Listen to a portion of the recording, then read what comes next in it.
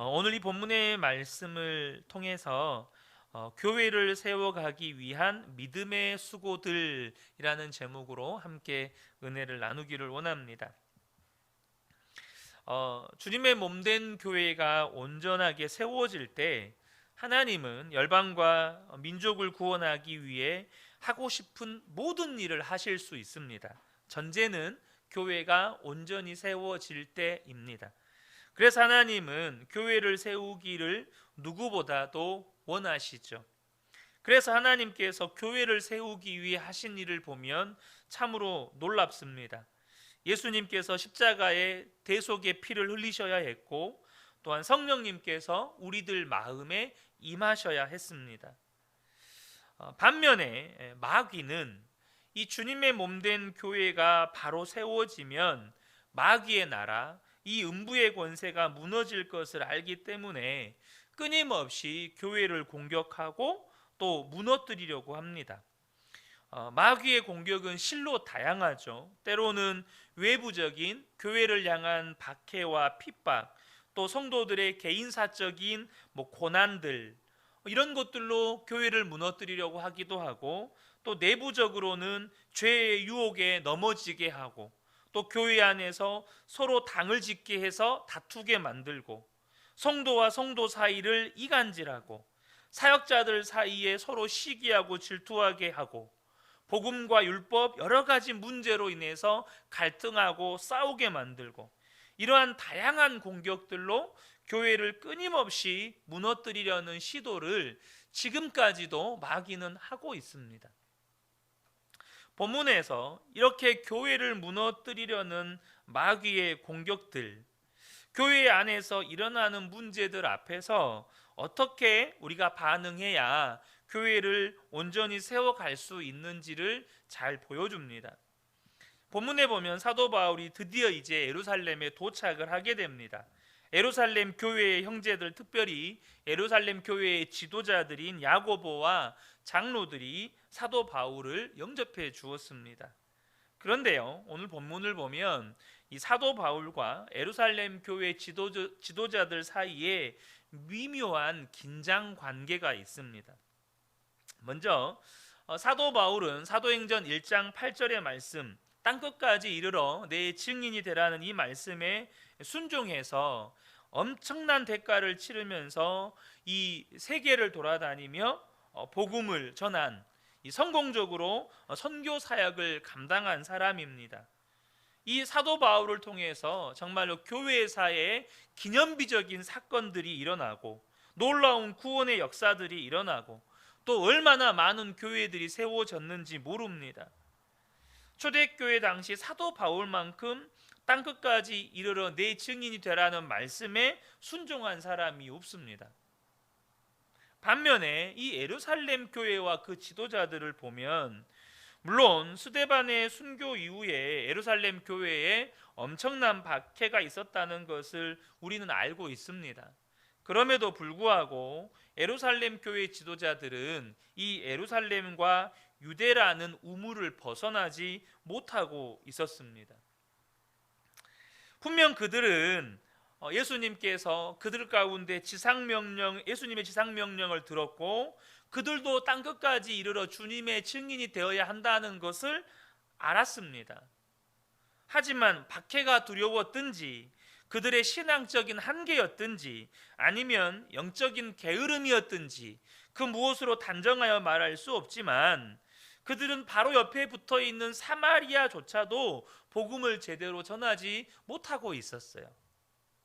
그것을 사도 바울도 알고 있었고, 이 예루살렘 교회 지도자들도 알고 있는 거예요. 근데 자기들은 순종 못했는데, 목숨 걸고 순종해서 열방과 민족 가운데 정말 수많은 교회를 세우고, 또 정말로 죽기를 각오하면서까지 복음을 전하는 사도 바울이 예루살렘 교회로 온 거예요. 그러니 여러분 보세요. 사도 바울 입장에서 보면 예루살렘 교회가 너무나도 답답해 보이기도 하고, 왜 이렇게 믿음으로 순종하지 못할까 이런 생각이 들기도 하고, 또 그러다 보니까 얼마든지 예루살렘 교회의 지도자들을 무시할 수도 있죠. 또 이 예루살렘 교회 지도자들의 입장에서 볼 때 사도 바울이라는 존재가 굉장히 껄끄럽습니다. 방금 말씀드린 것처럼 자기들은 열방과 민족은 생각도 못하고 있어요. 그냥 늘 예루살렘 교회 안에서 여기가 좋사오니 이러고 있는데, 실제로 열방과 민족 가운데 목숨 걸고 나가서 복음 전하는 사도 바울이 예루살렘 교회를 온 거예요. 꼭 여러분, 나는 순종 못하고 있는데 정말 목숨 걸고 순종하는 사람 앞에 서면 왠지 작아지는 느낌 아시죠? 왠지 작아지는 느낌, 굉장히 비교당하는 것 같고, 하나님 저 사람만 칭찬하는 것 같고, 나는 이게 뭔가 싶기도 하고. 그런데 그것만이 아니었습니다. 오늘 20절과 21절을 보면 유대인 중에 믿는 자 수만 명이 있으니 다 율법의 열성을 가진 자라, 내가 이방에 있는 모든 유대인들을 가르치되 모세를 배반하고 아들들에게 할례를 행하지 말고 또 관습을 지키지 말라 한다 함을 그들이 들었도다 라고 지금 사도 바울에게 이야기하고 있습니다. 지금 예루살렘 교회 안에 무슨 일이 있냐면요, 예루살렘 교회는 지금 유대인들 가운데 수많은 자들이 믿는 자리로 나오고 있었어요. 그러니까 유대인 그리스도인들만 점점 늘어나고 있는 거예요. 그런데 문제는 그들 가운데 많은 이들이 율법에 여전히 열성을 가지고 있었다는 거예요. 다시 말해서 이 율법의 열성을 가졌다는 말은 뭐냐면, 본인들 안에 우리들만 구원받는다, 이방인들은 구원받지 못한다, 이방인들과 유대인들을 철저하게 구별하는, 여전히 유대인들의 율법적 사고, 전통적 사고를 벗어나지 못한 이들이 태반이었다는 겁니다. 그러니 이방인들에게 복음을 전하는 사도 바울의 사역의 성공에 대해서 이 예루살렘 교회 성도들이 별로 안 기뻐하는 거예요. 별로 안 좋아하는 거예요. 안 좋아하는 게 아니라 완전 싫어하는 거예요.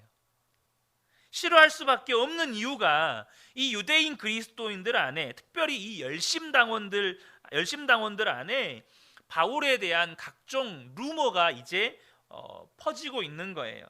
그 루머가 뭐냐면, 사도 바울이 모세를 배반하고 아들들에게 할례를 행하지 말고 또 관습도 지키지 말라고 가르친다는 루머가 이 유대인 그리스도인들 안에 퍼져 있는 거예요. 그러니까 예루살렘 교회 성도들 가운데 율법에 열심히 있는데 할례도 행하지 말라고, 아들들 할례도 행하지 말아라, 또 그 유대의 관습들 지키지 말아라라고 사도 바울이 가르치고 있다는 말을 들으니 얼마나 사도 바울이 싫겠어요. 그러니까 예루살렘 교회 성도들이 너무너무 싫어하는 사도 바울이 지금 예루살렘 교회를 방문했다. 여러분, 만약에 저희 교회 성도님들이 정말 싫어하는 사역자가 있어요. 근데 제가 그분을 모시고 와서 주일 강단에다 세워가지고 말씀 전한다 생각해 보세요. 성도들님들 안에 완전 불만이, 왜 목사님은 저런 분을 모시고 와가지고 설교를 하게 한대, 이런 마음이 생기는 거죠. 그러니까 이 예루살렘 교회 지도자들 입장에서는 성도들이 사도 바울을 너무 신뢰하다 보니까 사도 바울과 또 사도 바울의 이방인 사역에 대해서 존중하기는 하지만, 사도 바울 존재가, 자기들은 유대인들을 대상으로 사역하고 있잖아요. 그러니까 걸림돌이 되는 거예요. 자기들의 사역의 대상은 이 유대인 그리스도인들이거든요. 그러다 보니까 사도 바울의 존재 자체가 자기들 사역의 걸림돌이 돼요. 또한 이 루머를 예루살렘 교회 지도자들도 듣게 되지 않겠어요? 여러분, 루머라고 하는 것이 뭡니까? 언제나 부풀려지고 어떠한 팩트가 있어요. 어떤 사실이 있습니다. 그 사실이 부풀려지고 왜곡되는 것을 루머라고 하죠. 사도행전 15장에 예루살렘 총회가 있는데요, 그 총회에서 할례 문제에 대해서 결정을 내렸어요. 그런데 이 루머에 따르면 사도 바울은 이 총회의 결정의 범위를 넘어서서 유대인들 자녀들에게까지 할례를 시키지 말라고 가르친다는 루머를 들어요. 어쨌든 여러분 그런 말을 들었을 때 처음에는 안 믿게, 사도 바울이 그러진 않아. 사도 바울이 어떤 사람인데. 근데 여러분 사람이 3명이 모이면 호랑이도 만들어내는 거예요. 계속해서 거듭해서 사도 바울이 그렇게 가르친다더라, 내가 들었다, 내가 봤다, 계속해서 그런 루머를 반복해서 수많은 사람들의 입을 타면 어떻게 되죠? 그게 사실이 되는 거예요. 그러니까 예루살렘 교회 지도자들 안에도 이 사도 바울에 대해서 불만이 생기고 사도 바울에 대해서 안 좋은 마음이 생기는 지도자들이 있는 거죠. 그런데 여러분 실제로 사도 바울은요, 사도 바울이 할례를 중요시 여기지 않고 유대인의 간습을 지키라고 요구하지 않았던 것은 사실이에요. 근데 그 대상은 어디까지나 이방인들이었어요. 할례로 구원받는 거 아니다. 할례 행하지 않아도 된다. 유대인의 관습 지킬 필요 없다. 이방인 교회에서도 그런 논쟁들이 있었을 때 그 이방인들에게 그랬어요. 하지만 유대인들에게, 예를 들면 디모데 같은 경우에는 어머니가 유대인이니까 네가 유대인 공동체에 들어가려면 너 할례 받아야 된다. 너 할례 행해라. 오히려 디모데에게는 할례를 받으라고 권하거든요. 그러니까 사도 바울은 유대인들에게는 그렇게 가르치지 않았다는 겁니다. 그러나 예루살렘 교회 지도자들의 입장에서 사도 바울에 관한 루머를 그냥 넘길 수는 없는 거죠. 그러니까 지금 사도 바울과 예루살렘 교회 지도자들 사이에서 얼마든지 서로에 대한 오해로 인해서 다툼과 분열이 생길 수 있는 상황인 거예요. 미묘한 긴장의 분위기가 흐르고 있는 겁니다. 여러분 어떠십니까? 지금까지 신앙생활을 해오면서 어떤 성도님과의 사이에서 그게 뭐 어떤 사실이 잘못 전달이 됐든 혹은 또 뭐 어떤 다툼이 생겼든지 간에 이런 미묘한 긴장관계가 형성되거나 심지어 또 다투기까지 가는 뭐 이런 경우들 여러분 있잖아요. 근데 거기에서 우리가 믿음으로 반응하지 못하면 그것이 교회를 분열시키고 교회를 무너뜨리는 방향으로 가요. 하지만 거기서 우리가 믿음의 반응으로 나아가면 오히려 그것이 교회를 더욱더 굳건하게 세워지는 역사로 간다는 거예요. 이러한 상황에서 사도 바울도 예루살렘 교회 지도자들도 서로 갈등하고 싸웠다면 그 교회가 어떻게 됐겠습니까? 심각한 위기가 오는 거죠. 그런데 이들이 이 교회를 세워가기 위해서 믿음의 수고를 하고 있는 겁니다. 물론 본문에서 예루살렘 교회 지도자들이나 사도 바울이 교회를 생각했고 교회를 올바로 세워가기 위해서 이렇게 했다라는 말씀이 기록되어 있지는 않아요. 그런데 오늘 제가 본문 말씀을 읽는데 지난주와 이번 주에 이어서 계속해서 하나님은 교회 가운데 주시는 말씀으로 제게는 이렇게 다가오는 거예요. 그래서 여러분들과 함께 나누는 겁니다. 그러면 그들의 믿음의 수고가 뭐였냐? 첫 번째가 뭐였냐면 존중이었습니다. 존중. 보통 이런 류의 긴장관계가 흔히 보이는 것은 교회 안에서는요, 내부적으로 보면 헌신하는 성도들과 그렇지 못한 성도들 사이에서 일어나죠.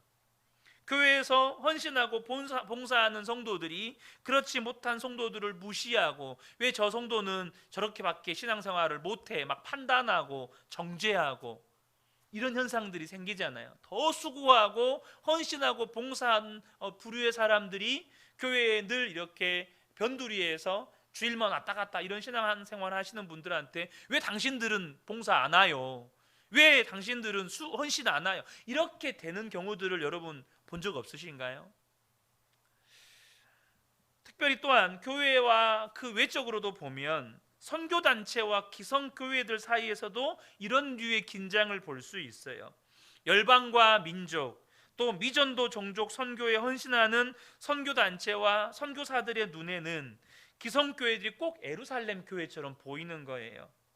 또 기성교회 입장에서 어떤 선교사나 선교단체들의 모습들은 교회의 질서를 무너뜨리는 것으로 보일 때가 있어요. 여러분 그런 이야기 많이 들어보시죠. 그래서 선교단체는 교회를 등한시하고 또 교회는 선교단체를 소 닭 보듯이 보고, 심지어 어떤 선교단체 같은 경우는 아예 무슨 관계도 안 맺고. 사도 바울의 입장에서 예루살렘 교회의 지도자들을 무시할 수도 있죠. 또 예루살렘 교회의 지도자들 입장에서도 당신 때문에 우리 교회가 지금 심각하게 분란이 일어날 것 같습니다, 우리 교회 떠나세요, 이렇게 사도 바울을 공격할 수도 있는 문제인 겁니다. 그런데요, 여기서 사도 바울도 예루살렘 교회 지도자들도 서로를 존중히 여기는 모습이 보입니다.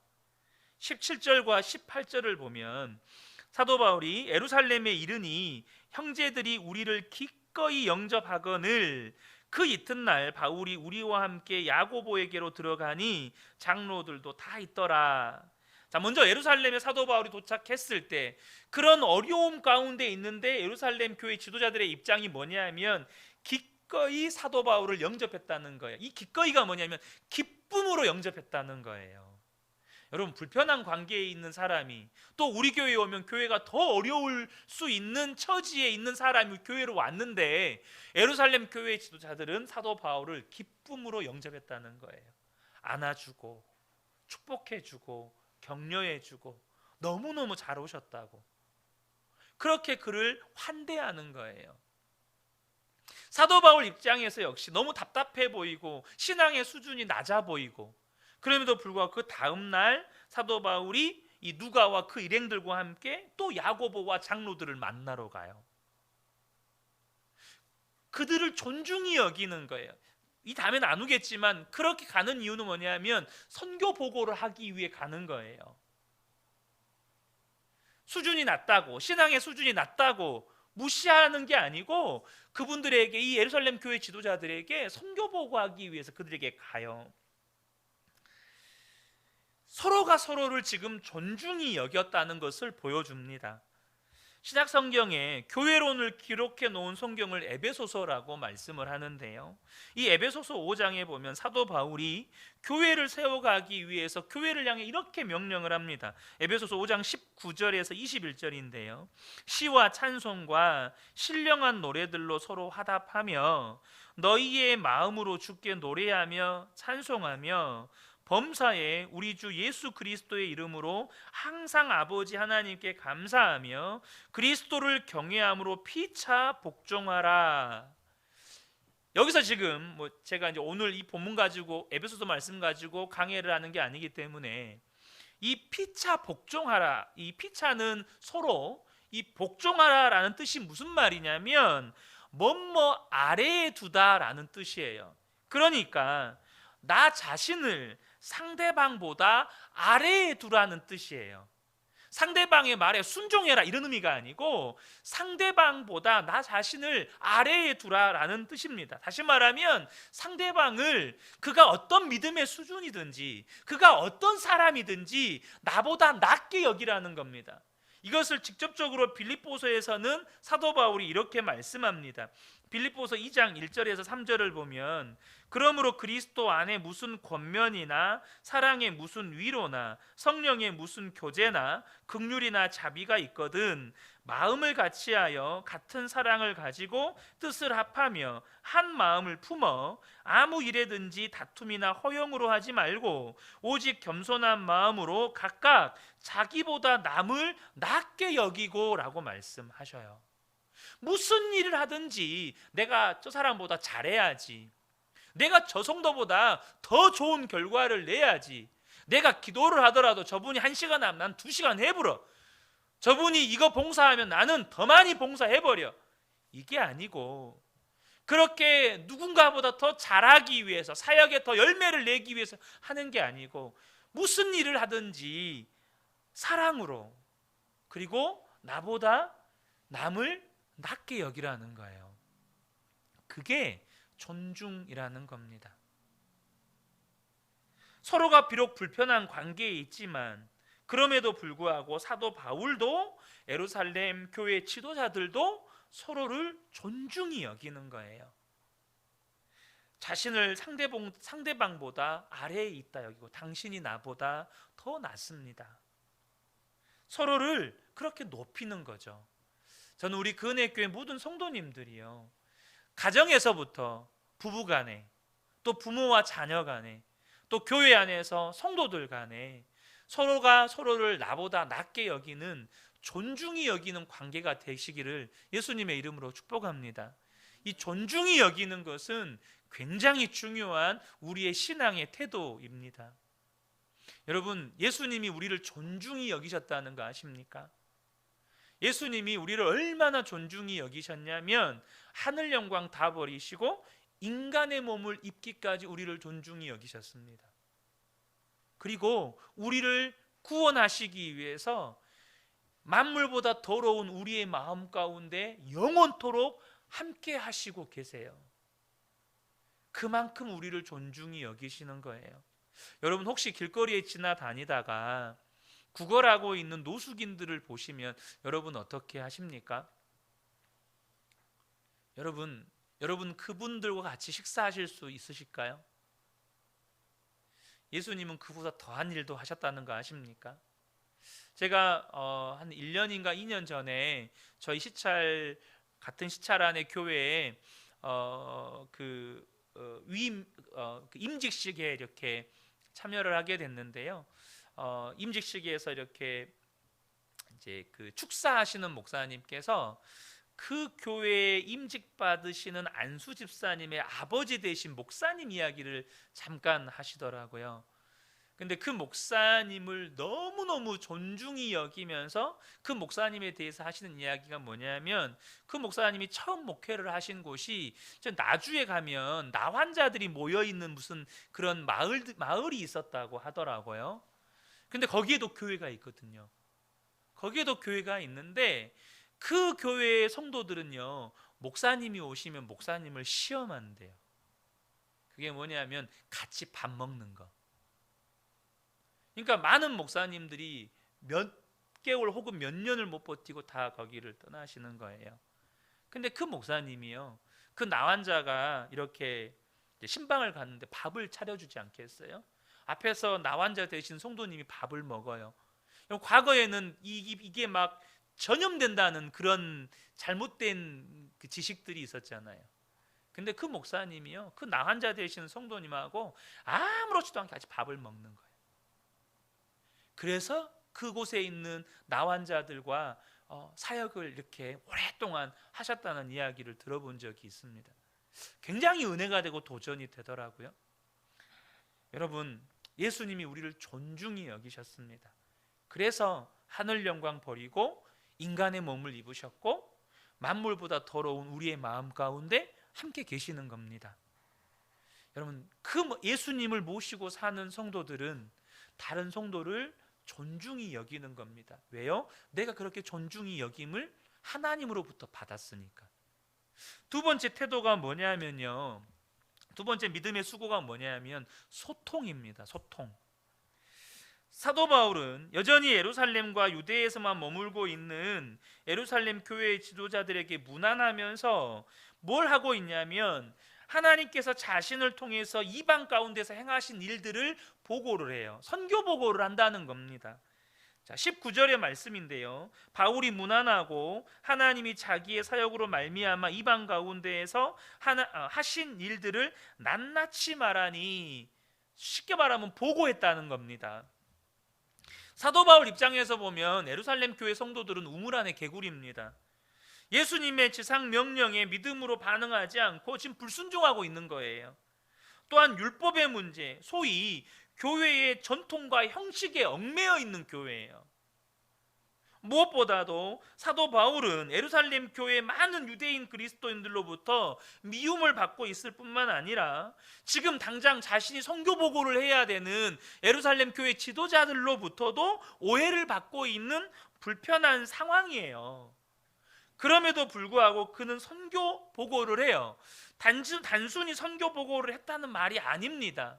하나님이 행하신 일들, 이것을 낱낱이 그들과 함께 나누었다는 것은 뭐냐 하면 그 모든 과정 가운데, 우리가 여러분 보세요, 선교사님들이 교회에 와서 선교 보고를 하면 이런 일, 몇 날 며칠 몇 시에 이런 일이 있었고 몇 명이 예수 믿었고 이렇게 교회가 세워졌고 이런 이야기 합니까?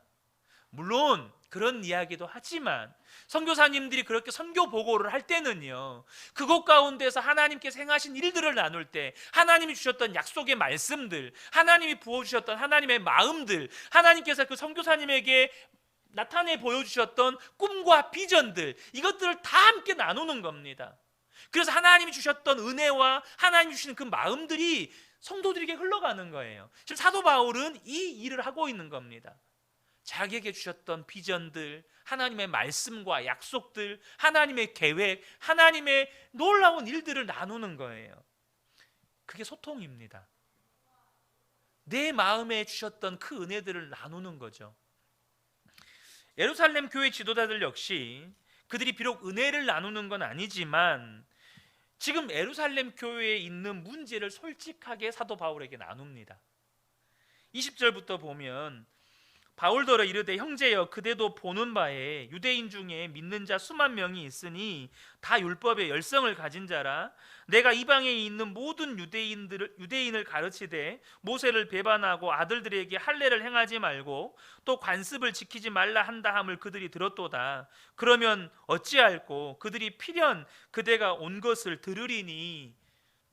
지금 그들이 당신 때문에 우리가 너무 사역이 불편합니다, 이런 이야기 나누는 거 아니에요.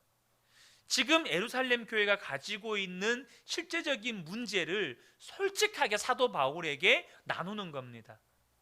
비록 그들이 예수를 믿었지만 율법에 너무 열심히 있어서 당신에 대해서 오해를 하고 있고 이제 당신이 왔다는 말을 들을 건데 무슨 일이 일어날지 모릅니다. 지금 솔직하게 예루살렘 교회가 가지고 있는 문제를 여러분 나누는 겁니다. 여러분, 사역자와 사역자들이 만났을 때 교회의 치부를 나눈다는 거 쉽지 않은 이야기입니다. 그런데 그것으로 끝내지 않고 이 이후에 보면 이 문제를 해결하기 위해서 사도 바울이 서원한 4사람을 데리고 유대인의 결례에 참여할 것을 권해요. 서원했다는 거예요. 이 지금 문맥을 보면 머리를 깎았다는 말을 통해서 나시린의 소원을 하지 않았나 추측을 해볼 수 있는데요. 어쨌든 이들이요 그 유대인의 결례에 참여함을 통해서 지금 유대인 열성 분자들을 달래는 방법으로서 이걸 사도 바울에게 권하고 있는 거죠. 물론 그것으로 이들이 달래지진 않습니다. 중요한 것은 사도 바울도 이 예루살렘 교회 지도자들도 서로가 소통하고 있다는 거예요. 여러분, 교회 안에서 소통은 매우 중요한 겁니다. 우리가 신앙생활을 하다 보면 성도와 성도 사이에 또 목회자와 성도 사이에 오해가 생길 수 있어요.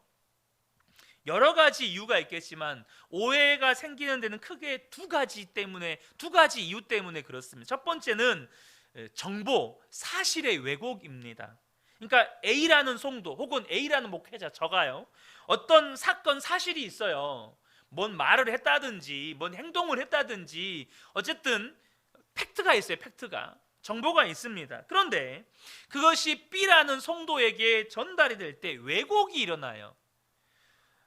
사실 자체가 왜곡되어서 전달되기도 하고 내용 자체가 왜곡이 되어서 전달이 되기도 하고 혹은 거기에 대한 해석이 가미되어서 전달이 되기도 하고, 하지만 또 사실 그대로가 전달되었지만 그분 안에서 그것에 대한 의도를 오해하거나 잘못 해석이 돼서 또 왜곡이 일어나기도 합니다. 그러니까 어쨌든 정보의 왜곡 때문에 오해가 일어나요.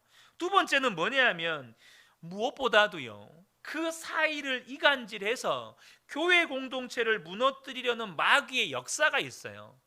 그러니까 사실 그대로 전달되더라도 의도나 그 원인에 대한 해석은 본인 마음 안에서 일어나는 거잖아요. 근데 여기에서 마귀가 역사하기도 하고 제3자가 전달해 줄 때 그 3자의 또 시선의 해석, 이런 것들에 또 마귀가 개입해서 또 정보의 왜곡이 일어나기도 하고, 핵심은 정보의 왜곡과 마귀의 역사라고 하는 이 두 가지로 인해서 오해가 생기죠.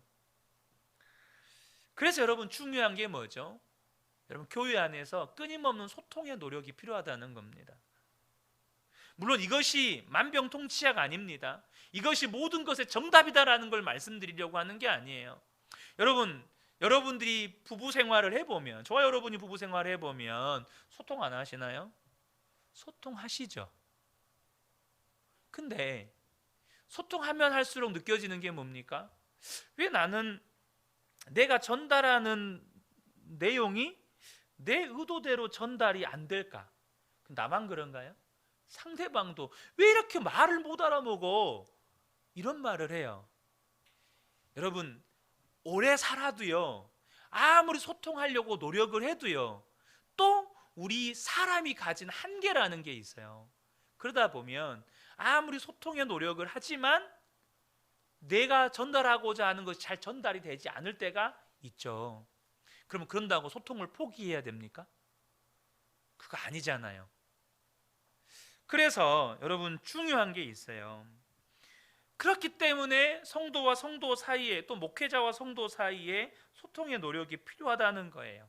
대화를 하면서 나의 삶에 대해서 내가 무엇을 하고 있는지, 무엇을 생각하고 느끼고 있는지, 어떤 계획이 있는지, 하나님이 내게 어떤 마음을 주셨는지 나누어야 한다는 겁니다. 실제로 교회 공동체 안에서 맺고 있는 많은 관계들이 있잖아요. 그 관계들이 금이 가거나 사이가 벌어지는 큰 이유가 뭐냐면 우리의 삶에 일어나고 있는 일들에 대해서 서로가 소통하지 않기 때문입니다. 소통하지를 않아요. 그런데요, 이 소통만큼 우리가 이제 나누잖아요. 소통에 있어서 이 나누는 것만큼 또 중요한 게 뭐냐면 듣는 겁니다. 듣는 거예요. 그러니까 상대방의 대화, 상대방의 나눔을 열린 마음으로 들을 수 있어야 된다는 거예요. 소위 경청이라고 하죠. 여러분, 경청에서 가장 중요한 게 뭘까요? 우리는 공감이라고 하잖아요. 공감.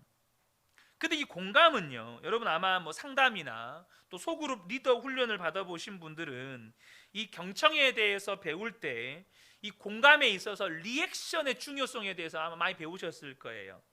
특별히 그 사람에게 시선을 맞추고 집중해서 고개를 끄덕이면서 이렇게 들으면서 꼭 해줘야 되는 말, 그렇지, 그럴 수 있지, 그랬겠다. 여러분 근데요, 그거보다 더 중요한 게 있다는 거 아십니까? 경청에 있어서요, 이 중요한 게 공감인데 이 공감에 있어서 정말 중요한 게 있어요. 그게 뭐냐면 편견을 버리는 거예요. 편견을 버리는 거예요. 그래서 우리가 포괄적으로 이야기하면 그냥 하나님의 마음으로 듣는 거예요. 여러분 우리 이런 말이 있죠. 말하는 대로 듣지 않고 듣고 싶은 대로 듣는다. 여러분 사람이요, 상대방이 말하는 대로 듣는 게 아니고요, 내가 듣고 싶은 것만 듣는 경향이 있어요. 그게 심해요. 왜죠? 사람들마다 편견이 있어요. 그것이 자기의 경험에서 왔든 가치관에서 왔든 자기가 아는 지식에서 왔든 누군가와 대화를 할 때 이미 우리는 그 사람에 대한 사전 정보가 있고 또한 내가 가지고 있던 어떤 경험이 있고 가치관이 있다 보니까 내 나름대로의 판단 기준이 있단 말이에요. 그래서 그 사람의 이야기를 할 때 그 판단 기준을 가지고 들을 때 소위 말해서 그 사람에 대한 이야기를 듣고 싶은 대로 듣게 돼요. 여러분, 그래서 누군가 우리가 나눔을 할 때 정말 중요한 건 뭐냐 하면요, 하나님의 마음을 구하는 거예요. 하나님의 마음을 구하는 거. 우리가 소그룹 할 때 나눔하잖아요. 나눔. 먼저 기본적인 나눔은요, 나누는 사람과 듣는 사람으로 이게 구성이 됩니다. 나눌 때요, 하나님께서 내게 주신 은혜와 마음들을 나누어요. 근데 듣는 사람들은 어떻게 들어야 될까요? 편견을 버리고 들어야 돼요. 하나님의 마음으로 들어야 돼요. 그 사람이 전달하고 싶어하는 마음의 고통, 그 사람이 전달하고 싶어하는 은혜, 그 사람이 전달하고 싶어하는 하나님의 마음, 그대로를 전달받아야죠. 그런데 내가 가지고 있는 어떤 정보가 있고 기준이 있고 또 편견이 있다 보니까 듣고 싶은 만큼만 듣고 듣고 싶은 대로 듣는 거죠. 이것이 소통을 방해하는 아주 큰 위험 요소입니다. 그럼에도 불구하고 오늘 본문을 보면 사도 바울과 예루살렘 교회 지도자들이요 소통해요. 사도 바울은 하나님께서 자기를 통해서 역사하셨던 그런 불편한 관계에 있지만 그 은혜들을 나누고, 또 그 불편한 관계에 있지만 예루살렘 교회 지도자들은 이 예루살렘 교회에 있는 현실적인 문제들을 있는 그대로 오픈하면서 나누고, 소통이요 교회를 세워가는 일에 있어서 우리가 반드시 해야 하는 믿음의 수고 가운데 하나입니다. 여러분, 그래서 여러분이 혹시 성도님들과 관계 속에서 뭔가 오해가 생길 수 있잖아요. 그러면 차라리 그렇게 오해할 바에는요 따로 만나셔서 물어보세요. 그게 가장 빠른 방법이에요. 차라리 따로 만나셔가지고 물어보세요. 그게 가장 빠른 방법이라는 겁니다. 세 번째인데요, 이게 사실 가장 중요합니다. 그게 뭐냐면 시선은 오직 예수님이라는 거예요. 시선은 오직 예수님께 둔다는 겁니다. 우리가 하나님이 기뻐하시는 교회를 세워가기 위해서 존중도 중요하고 소통도 중요한데요, 그래서 그런 노력이 필요하지만 이 우리의 시선이 예수님을 향하여 있지 않다면 그 모든 수고와 노력은 인간적인 수고와 노력으로 끝이 나버립니다.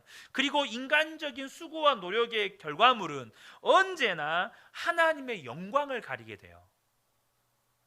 하나님의 영광을 가리게 된다는 겁니다. 그런데 그렇게 존중하고 소통하는데 오늘 이 사도 바울과 예루살렘 교회가 존중하고 소통하잖아요. 근데 그들이 그렇게 소통하는 이유, 또 그들이 소통하고 있는 그 소통의 내용을 보셔야 되는데요, 19절과 20절입니다. 바울이 문안하고 하나님이 자기의 사역으로 말미암아 이방인 가운데서 하신 일을 낱낱이 말하니 그들이 듣고 하나님께 영광을 돌리고 라고 말해요. 사도 바울이 소통을 하는데요, 뭘로 소통을 합니까? 나 당신들 이러는 거 너무 어려워요. 당신들 왜 이 모양입니까? 지금 예루살렘에 앉아서 뭐 하고 있어요?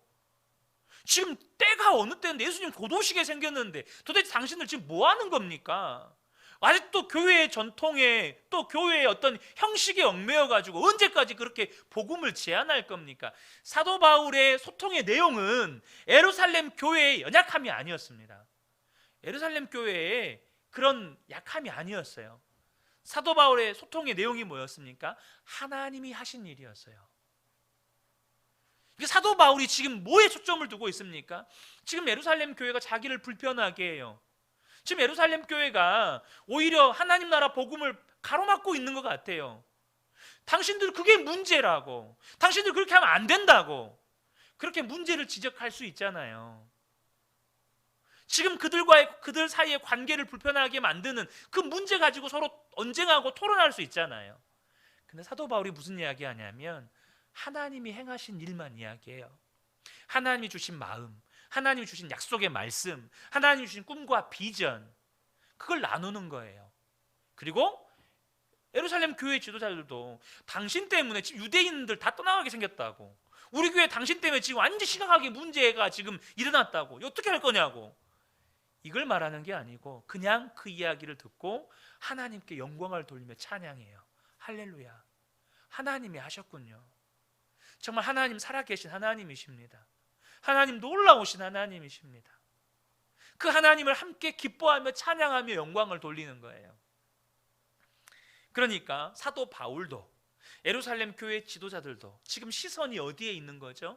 하나님께 있는 겁니다.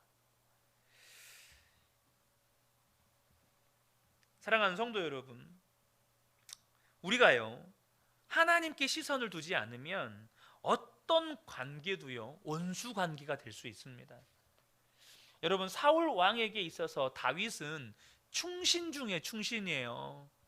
왜 아니겠습니까? 지금 골리앗과의 전쟁, 아니 블레셋과의 전쟁, 골리앗이라고 하는 누구도 상대할 수 없는 장군이 몇 날 며칠 나와서 하나님을 모욕하고 이스라엘 군대를 모욕하는데 누구 한 사람 나가서 싸울 용기도 없고 계속해서 그런 하나님과 이스라엘 군대를 모욕하는 말을 듣고 있다 보니까 날이 갈수록 사기는 뚝뚝뚝 떨어지는 거예요. 이대로 붙었다가는 진짜 완전히 싸그리 몰살당하게 생겼는 거예요. 그런데요, 10대 소년이, 10대 청소년이 나와가지고 제가 나가서 싸우겠습니다. 제가 목숨 걸고 싸우겠습니다. 그렇게 나가준 것도 고마운데 그 골리앗을 때려잡는 거예요. 목숨 걸고 싸우는 거예요. 여러분, 충신 아닙니까? 여러분, 그때 사울 왕의 입장에서 얼마나 다윗이 이뻐요. 완전히 그냥 쭉쭉 빨죠. 너무너무 이쁘죠. 가장 자기 가까이 두고 싶은 이런 신하가 없는 거예요. 그런데 다윗의 인기가 올라가니까 어느 순간 사울 왕이 시선을 다윗의 인기에 빼앗겨 버려요. 그렇게 이뻤던 사람이, 그렇게 그냥 뭘 해도 이뻐요. 다 해주고 싶어. 뭘 해도 다 이뻐 보였던 그 사람이 내 시선을 하나님에서부터 다른 곳으로 옮겨가는 순간 그렇게 미워 보이는 거예요. 여러분, 사람을 사랑하는 힘은 나에게 있지 않습니다. 사람을 사랑하는 힘은 오직 예수님께만 있습니다. 여러분, 지금 누가 꼴보기 싫으신가요? 누가 너무 미우신가요? 여러분, 그 사람이 미운 짓을 해서 미운 게 아니고요, 저와 여러분의 시선이 하나님으로부터 멀어져 있기 때문이에요. 저와 여러분의 시선이 십자가를 향해 있지 않기 때문이에요. 여러분, 주님이 내게 베푸신 은혜가 얼마나 큰지 알면 내가 주님을 향한 시선을 다른 데로 돌리지만 않으면 우리는 사랑 못할 사람이 없습니다. 반대로 우리가요, 하나님께 시선을 두면 어떤 원수 관계도 하나님은 회복시키시고 화목하게 만드십니다. 여러분, 요셉에게 있어서 형들은 원수들입니다. 왜 아니겠습니까? 이유 없이 형들에게 미움받았고, 형들에 의해 죽임당할 뻔했고, 형들에 의해 노예로 팔렸고, 그로 인해서 강간 미수범까지 돼서 머나먼 타국에서 여러분 수감 생활까지 했습니다. 그럼 여러분 어떻게 할까요? 내가 반드시 복수한다. 복수의 칼날을 가는 겁니다. 요셉이 주님을 바라보지 않았다면 요셉의 마음은 여러분 복수심으로 불타오르는 겁니다. 그리고 자신의 복수심의 최후의 바리케이트였던 아버지가 돌아가심과 동시에 형들에게 피해 보복을 시작하는 거죠. 그런데요, 항상 주님을 바라보았던 요셉은 아버지의 죽음 이후에 두려움에 떨던 형들을 오히려 위로할 뿐만 아니라 그 자녀들까지 책임을 집니다. 그러니까 여러분, 아버지가 살아계실 때까지는 완전히 그건 미봉책이었어요. 속은 여전히 금가에 있었고 그들 사이는 여전히 불안했어요. 근데 여러분, 주님을 바라보는 요셉 때문에 그러니까 요셉은 문제가 아니었어요. 형들이 문제였지. 근데 주님을 바라보니까 그 원수와도 같았던 형들과의 관계가 완전히 회복이 되는 겁니다. 사랑하는 성도 여러분, 우리가 예수 믿고 교회로 모였다고 해서 자연스럽게 교회가 되는 건 아닙니다. 여러분, 교회라는 이름을 가지고 있어도 여러분, 교회라고 말하기 부끄러운 공동체가 참 많습니다. 제가 아는 어떤 목사님도 교회에서 쫓겨났어요. 잘못한 게 있는 게 아니에요. 교회에서 쫓겨났어요. 그런 목사님들이 한두 분이겠습니까? 그 목사님이 잘했다 못했다, 교회가 잘했다 못했다 이걸 떠나서 여러분, 교회가 누군가를 용서하지 못한다는 건 교회가 아닙니다. 여러분, 여기 동의하십니까? 용서를 못해요. 그건 교회가 아닌 거예요. 사랑을 못해요. 그건 교회가 아닌 겁니다.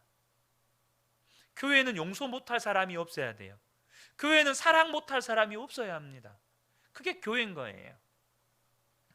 왜 그렇습니까? 왜 이렇게 교회가 그렇게 교회라는 이름은 가졌지만 교회답지 못할까요? 교회를 무너뜨리려는 수많은 마귀의 역사들이 있기 때문이죠. 그래서 우리에게 필요한 것이 성도와 성도 사이의 존중과 소통입니다. 그러나 그보다 더 중요한 건 우리가 주님을 바라보는 겁니다. 주님께 시선을 두고 날마다 주님을 바라보아야 예수 그리스도 안에서 존중과 소통이 되어질 때, 그때야 비로소 교회가 하나 되고 건강하게 세워져 가는 것입니다. 사랑하는 성도 여러분, 저는 우리 근혜교회 모든 성도님들이 교회를 세워가는 귀한 일꾼들로 쓰임받기를 축복합니다. 다른 게 아닙니다. 주님을 바라보셔야 합니다. 주님을 바라보고 존중히 여기고 소통할 때 우리 근혜교회 또한 하나님이 무엇이든지 할 수 있는 그런 건강한 교회로 세워져 가는 것입니다. 이 밤에 함께 예배한 우리 모든 성도님들 가운데 이 은혜가 충만하게 임하시기를 예수님의 이름으로 축복합니다. 아멘.